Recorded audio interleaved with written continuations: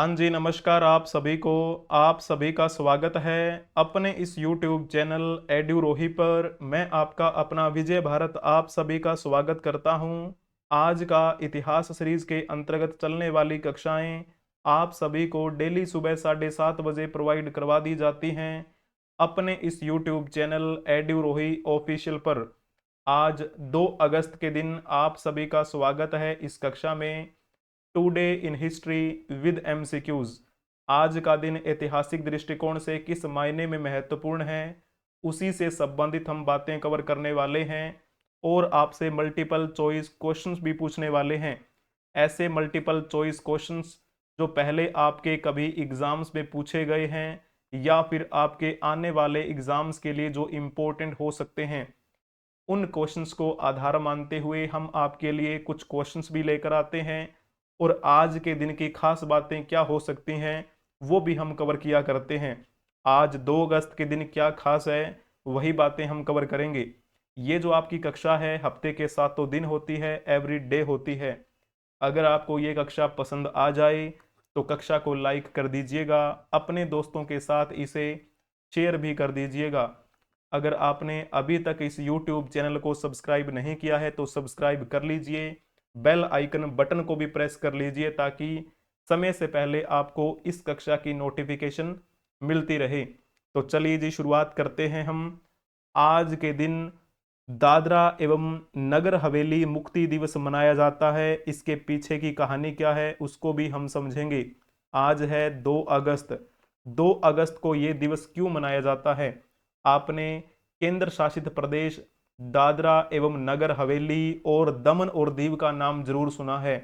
तो आप ये बताइएगा सबसे पहले कि दादरा और नगर हवेली तथा दमन और दीव के वर्तमान में लेफ्टिनेंट गवर्नर कौन है। उसके बाद में हम दादरा और नगर हवेली के बारे में बात करेंगे।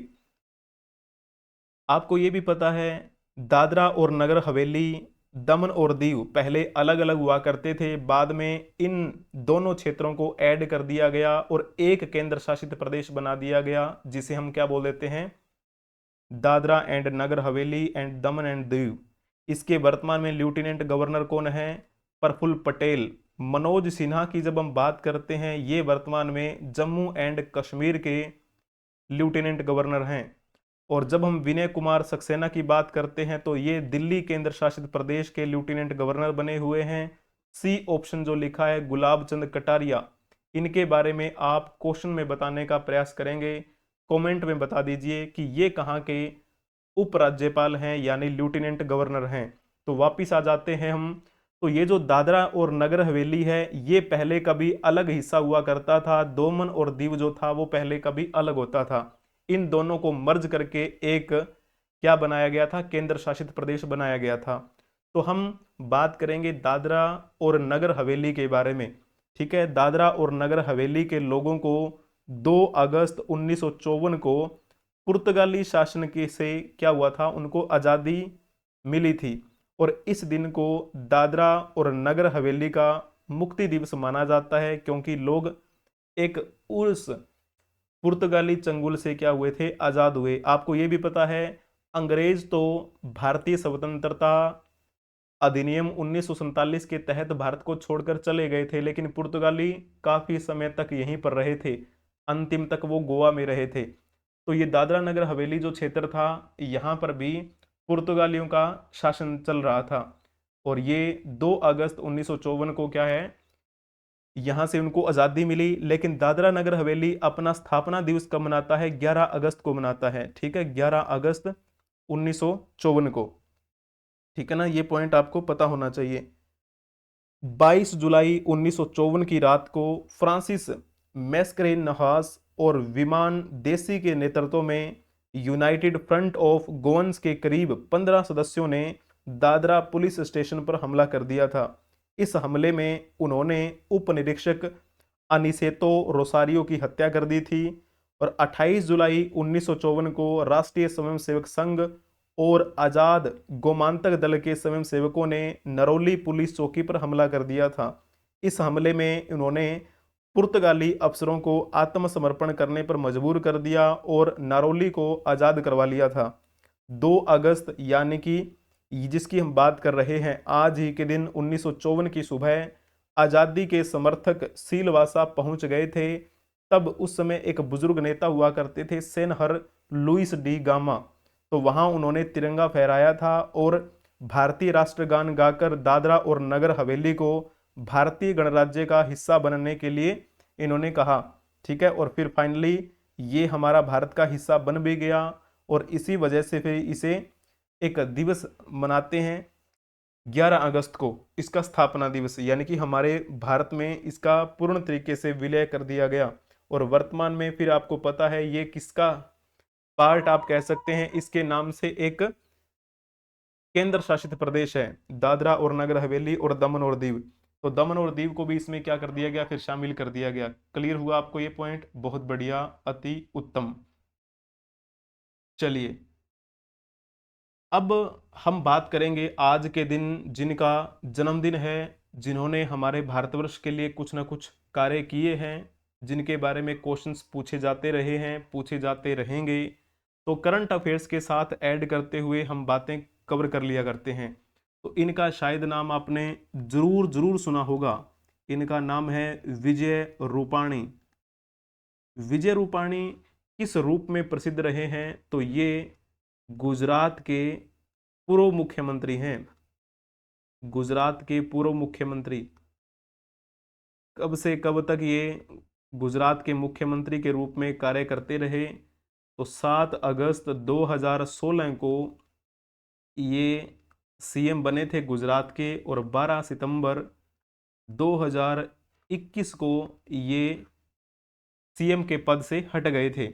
इनका जन्म आज ही के दिन 1956 में हुआ था। कहां पर? रंगून में। रंगून तो आपको पता है जेल है, जो कि वर्तमान में कहां पर है? म्यांमार में। तो ये पॉइंट आपको पता होना चाहिए। विजय रूपाणी गुजरात से राज्यसभा के सांसद भी रहे 2006 से 2012 तक।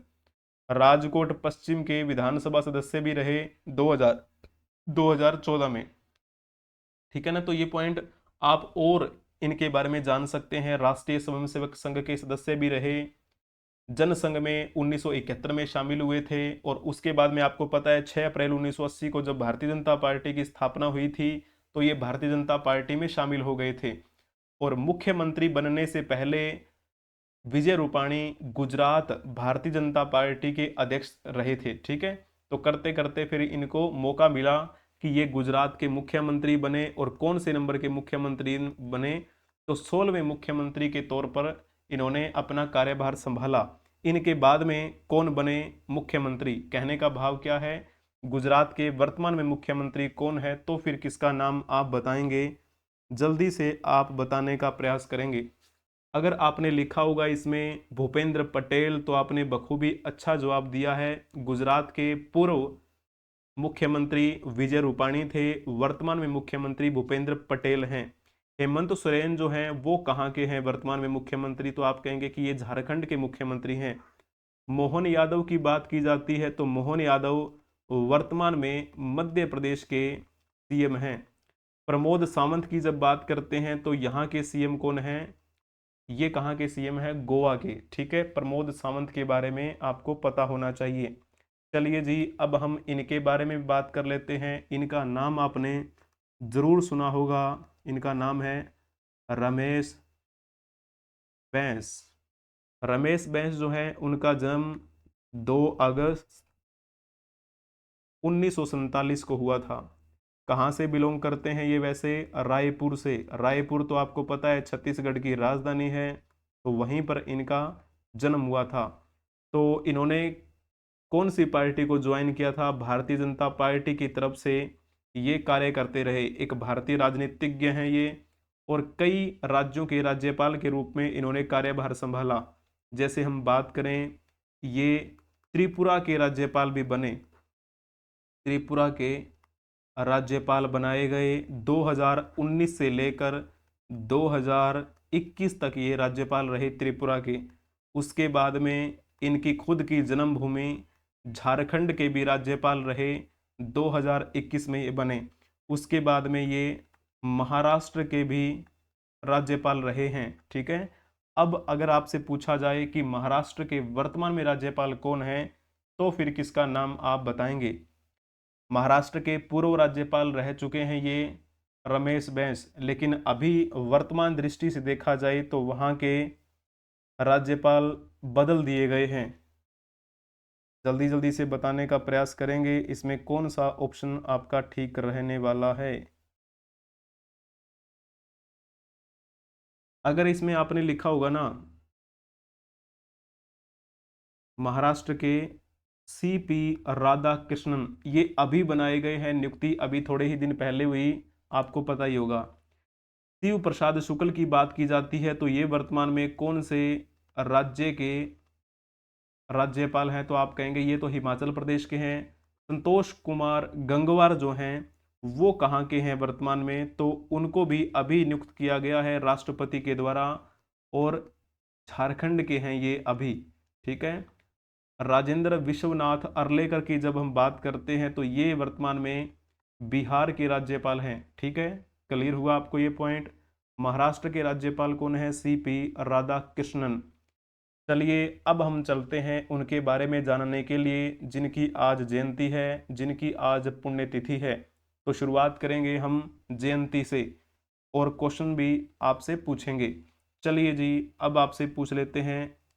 नाम बताने से पहले आप ये बताइएगा, भारतीय राष्ट्रीय ध्वज तिरंगा किसने डिजाइन किया था? ये बड़ा प्यारा क्वेश्चन आपके लिए बताया गया है, जल्दी जल्दी से बताएंगे। अगर आपने इसमें लिखा होगा ना पिंगली वेंकैया, तो आपने बखूबी अच्छा जवाब दिया है।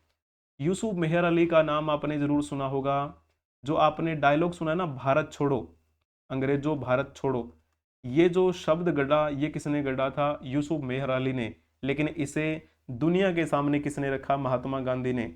मोहम्मद इकबाल के बारे में तो आप जानते होंगे, ये वही है जिन्होंने कहा था सारे जहां से अच्छा हिंदुस्तान हमारा। ठीक है। बंकिम चंद्र चट्टोपाध्याय, जिन्हें हम बंकिम चंद्र चटर्जी के नाम से जानते हैं। ठीक है ना, तो ये पॉइंट आपको पता होना चाहिए। आनंद मठ इनकी रचना है। चलो जी, अब जैसे हम बात करते हैं पिंगली वेंकैया, जो आपसे क्वेश्चन में पूछा गया था, पिंगली वेंकैया के बारे में आप कितना जानते हैं? एक सेकंड, टाइपिंग मिस्टेक। पिंगली वेंकैया की आज क्या है? जयंती है। इनका जन्म आज ही के दिन 1878 में हुआ था और इनकी मृत्यु 4 जुलाई 1963 को हुई थी। और कहाँ पर ये जन्मे थे? इनका जो मूल स्थान था वो था आंध्र प्रदेश का एरिया। आंध्र प्रदेश के में एक गांव का नाम पड़ता है भटाला पेनमरू, तो वहीं पर ये जन्मे थे। और जैसे हम बात करें, ये एक स्वतंत्रता सेनानी भी रहे और इसके साथ साथ में ये एक कृषि वैज्ञानिक भी थे। कृषि वैज्ञानिक, इन्हीं के बारे में कहा जाता है कि इन्होंने भारतीय ध्वज तिरंगे का प्रारूप जो है वो तैयार किया था। ठीक है, तो आंध्र प्रदेश के थे ये बात है लगभग 1916 से 1921 तक की। तो उस समय 30 देशों के राष्ट्रीय ध्वजों का इन्होंने अध्ययन किया। इसके बाद इन्होंने 31 मार्च 1921 को भारत का राष्ट्रीय ध्वज का डिजाइन तैयार कर दिया था। 22 जुलाई 1947 को आयोजित संविधान सभा की एक बैठक में तिरंगे को इसके वर्तमान स्वरूप में अपनाया गया था। जब इन्होंने तिरंगे का निर्माण किया उस समय इनकी उम्र 45 ईयर्स के आसपास में थी। ठीक है, तो आज के दिन ही इनका क्या हुआ था? जन्म हुआ। 2 अगस्त को इनकी जयंती मनाई जाती है, तो इनको हम श्रद्धांजलि अर्पित करते हैं। चलिए जी, अब हम इनके बारे में भी जान लेते हैं। इनके बारे में शायद आपने नाम सुना भी होगा। इनका नाम है रविशंकर शुक्ल, इनका नाम है।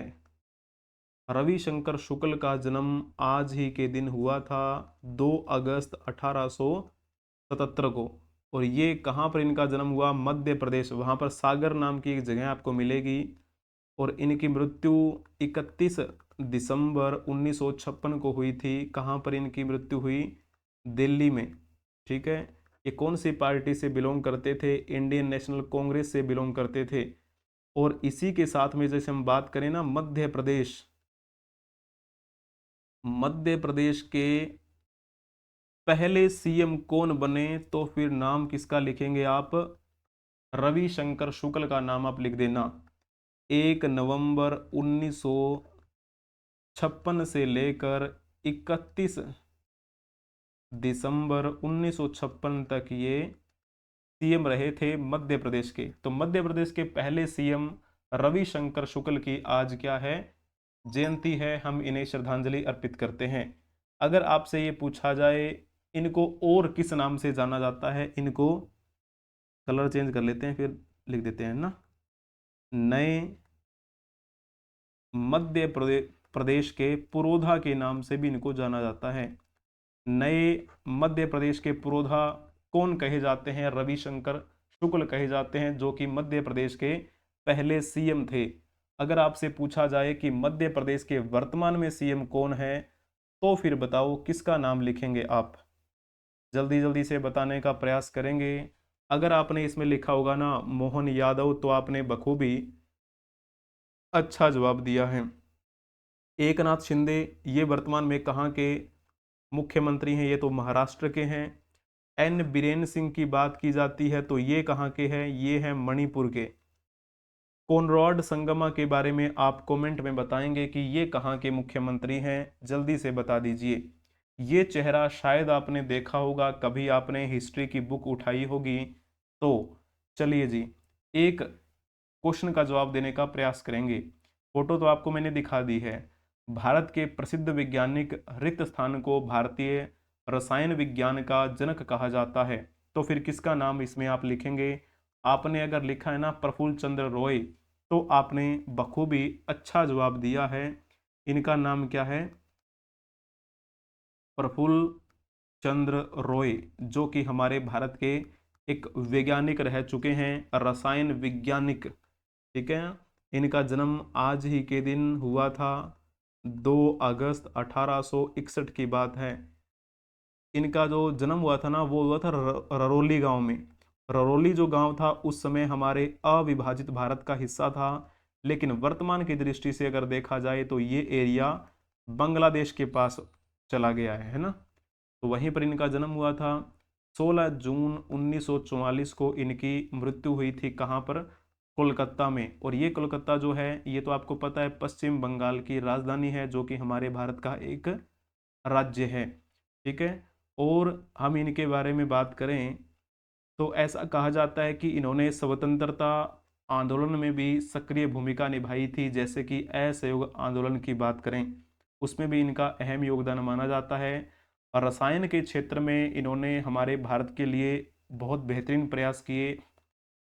ठीक है ना। तो ये इन्होंने एक अच्छे वैज्ञानिक होने के साथ साथ एक अच्छी लेखनी भी की थी, यानी कहने का भाव ये एक अच्छे लेखक भी थे। इनका एक आप कह सकते हैं आत्मकथा का नाम अगर मैं लिखूं तो life and experiences of Bengali chemist. इसमें स्पेलिंग में देख लेना, बाकी मैंने बोल के बता दिया, आपको समझ में आ जाएगा। ठीक है। तो बंगाली रसायनज्ञ का जीवन एवं अनुभव, इस प्रकार से इन्होंने अपनी एक आत्मकथा लिखी थी। एक पत्रिका आती थी नेचर नाम से, उसमें भी इनको समर्पित आप कह सकते हैं कि इनको श्रद्धा सुमन अर्पित किए गए थे। ठीक है। तो ये कुछ बातें हैं प्रफुल्ल चंद्र रॉय के बारे में। अब हम जान लेते हैं उनके बारे में जिनकी आज पुण्यतिथि है, जिनसे संबंधित क्वेश्चन भी मैं आपसे पूछूंगा। चलिए पहले आप इनके बारे में जान लीजिए। इनका नाम क्या है? राम किंकर, राम किंकर बैज इनका नाम है।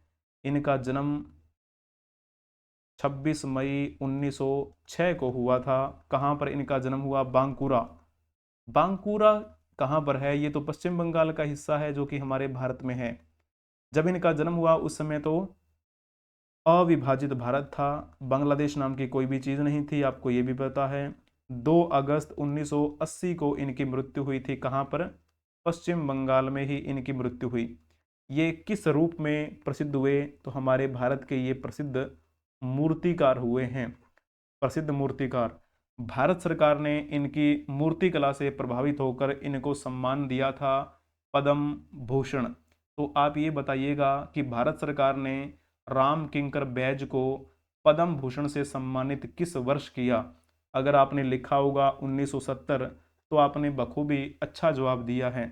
ठीक है, 1925 के आसपास की बात है, इन्होंने शांति निकेतन में कला विद्यालय में अपना प्रवेश सुनिश्चित किया था। ठीक है, तो और भी बातें इनके बारे में आप पढ़ सकते हैं। भारतीय मूर्तिकला के अग्रदूतों में से एक माने जाते हैं ये।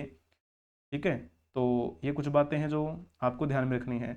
महात्मा बुद्ध के नाम से इन्होंने एक मूर्ति बनाई, मूर्ति शिल्प आप कह सकते हैं, उसका नाम है मिलकोल नाम से मूर्ति शिल्प बनाया इन्होंने। आधुनिक कलाकारों में से अगर हम कुछ कलाकारों के नाम लिखें तो इनका नाम भी आप जोड़ सकते हैं, इसमें कोई भी दोहराई नहीं है। ठीक है, तो ये कुछ बातें जो हैं वो आपको ध्यान में रखनी है इनसे संबंधित। चलो जी, अब हम इनके बारे में भी जान लेते हैं। इनका नाम फिर क्या है? इनका नाम है नित्यानंद कानुनगो। कानूनगो, ठीक है ना। तो नित्यानंद कानूनगो जो हैं उनका जन्म 4 मई 1900 में हुआ था। कहाँ पर हुआ? कटक में। कटक एक लोकसभा क्षेत्र भी है जो कि ओडिशा में है, तो वहीं पर इनका जन्म हुआ था नित्यानंद कानूनगो का। और इनकी मृत्यु आज ही के दिन 1988 में हुई थी। ये कौन सी पार्टी से बिलोंग करते थे? इंडियन नेशनल कांग्रेस से संबंधित थे। और ये राज्यपाल भी रहे। पहले ये गुजरात के राज्यपाल रहे थे। गुजरात के राज्यपाल कब से कब तक रहे? 1965 से लेकर 1967 तक इन्होंने गुजरात के राज्यपाल के रूप में कार्य किया। उसके बाद में बिहार के राज्यपाल भी रहे। बिहार के राज्यपाल कब से कब तक रहे? 1967 से 1971 तक रहे। ठीक है, और जैसे बात करें, उस समय हमारे प्रधानमंत्री हुआ करते थे पंडित जवाहरलाल नेहरू। पंडित जवाहरलाल नेहरू के मंत्रिमंडल में कई विभागों का कार्यभार इन्होंने संभाला था। ठीक है, 1937 से 1939 तक और 1946 से 1952 तक ओडिशा विधानसभा के सदस्य के रूप में भी इन्होंने कार्य किया। ठीक है, तो बिहार के राज्यपाल के रूप में ये रहे थे 1967 से 1971 तक। तो अगर आपसे पूछा जाए कि बिहार के वर्तमान में राज्यपाल कौन है तो फिर आप बताने का प्रयास करेंगे। बिहार के वर्तमान में राज्यपाल कौन है? जल्दी जल्दी से बताएंगे। अगर इसमें आपने टिक किया है राजेंद्र विश्वनाथ अर्लेकर तो आपने बखूबी अच्छा जवाब दिया है। संतोष कुमार गंगवार की बात की जाती है तो ये वर्तमान में झारखंड के क्या हैं? राज्यपाल की भूमिका निभा रहे हैं। और बाकी ऑप्शंस के बारे में थावरचंद गहलोत की बात की जाती है तो ये वर्तमान में कहाँ के हैं? तो ये कर्नाटक के राज्यपाल बने हुए हैं। ठीक है, और जो एक ऑप्शन और दिया गया है इसमें गुलाब चंद कटारिया, इनके बारे में आप कमेंट में बताने का प्रयास करेंगे कि ये कहाँ के राज्यपाल की भूमिका निभा रहे हैं वर्तमान समय में। ठीक है ना, जल्दी से बताएंगे। चलो जी, अब हम इनके बारे में भी जान लेते हैं। इनका नाम शायद आपने जरूर सुना ही होगा। इनका नाम है चुन्नी लाल बसु। चुन्नी लाल बसु, इनकी आज पुण्यतिथि है। इनका जन्म 13 मार्च 1861 को हुआ था। कहाँ पर? कोलकाता में इनका जन्म हुआ। वर्तमान की दृष्टि से देखा जाए तो ये हमारे भारतीय राज्य पश्चिम बंगाल की राजधानी है जहाँ पर इनका जन्म हुआ। इनकी मृत्यु आज ही के दिन 1930 में हुई थी। और ये किस रूप में प्रसिद्ध हुए हमारे भारतवर्ष में? तो ये भारत के एक महान चिकित्सक हुए हैं, एक रसायन शास्त्री हुए हैं हमारे भारत के। ठीक है ना। इनसे संबंधित अगर हम कुछ बातें कहें तो चेचक की रोकथाम को लेकर इन्होंने कई लेख लिखे थे। और भारत में जो मधुमेह एक रोग है उसके बारे में भी इन्होंने रिसर्च की, उसके बारे में इन्होंने भी लिखा। तो भारत के प्रसिद्ध चिकित्सक और रसायनज्ञ चुन्नीलाल बसु को किस वर्ष राय बहादुर की उपाधि से सम्मानित किया गया? इनको राय बहादुर की उपाधि मिली थी, क्या आप बता सकते हैं? ये कब की बात है जब इनको ये सम्मान मिला? अगर आपने लिखा होगा इसमें 1898 तो आपने बखूबी अच्छा जवाब दिया है। 1885 में क्या हुआ था? इंडियन नेशनल कांग्रेस की स्थापना हुई थी। इंडियन नेशनल कांग्रेस की स्थापना ए ओ हयूम के नेतृत्व में 28 दिसंबर 1885 को बम्बई के गोकुलदास तेजपाल संस्कृत कॉलेज में हुई थी। ठीक है, तो वो तो आपको पता ही है। तो हम बात कर रहे थे चुन्नीलाल बसु की, जिनको 1898 में राय बहादुर की उपाधि से सम्मानित किया गया। चुन्नीलाल बसु को 1921 में कलकत्ता का शेरिफ चुना गया था। कोलकाता, जिसे हम वर्तमान में क्या बोल देते हैं, कोलकाता कह देते हैं। तो कोलकाता का क्या चुना गया, इनको शेरिफ चुना गया था। 1921 के आसपास की बात है। तो ये कुछ बातें इनके बारे में आपको पता होनी चाहिए। इन्होंने कुछ रचनाएं भी लिखी, जैसे रसायन सूत्र के नाम से रचनाएं इनकी, और गुरुदास बनर्जी की जीवनी इन्होंने बांग्ला में लिखी थी। तो और भी बातें आप इनके बारे में पढ़ सकते हैं। तो आज जिनका जन्मदिन है उनको बहुत बहुत बधाई हो। जिनकी आज जयंती है या फिर पुण्यतिथि है उनको हम श्रद्धांजलि अर्पित करते हैं। अगर आपको ये कक्षा पसंद आई है तो कक्षा को लाइक कर दीजिए, अपने दोस्तों के साथ इसे शेयर भी कर दीजिए। अगर आपने अभी तक इस YouTube चैनल को सब्सक्राइब नहीं किया है तो सब्सक्राइब कर लीजिए, बेल आइकन बटन को भी प्रेस कर लीजिए ताकि समय से पहले आपको इस कक्षा की नोटिफिकेशन मिलती रहे। आपको इस कक्षा की PDF नहीं मिलेगी।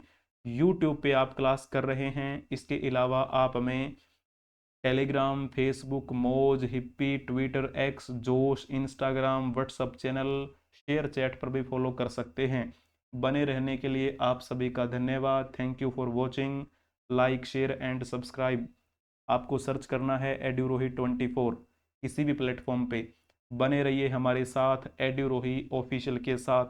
हम मिलेंगे नेक्स्ट क्लास में, तब तक के लिए हंसते रहें, मुस्कुराते रहें, पढ़ते रहें, खेलते रहें और खिलखिलाते रहें। जय हिंद, जय भारत, वंदे मातरम।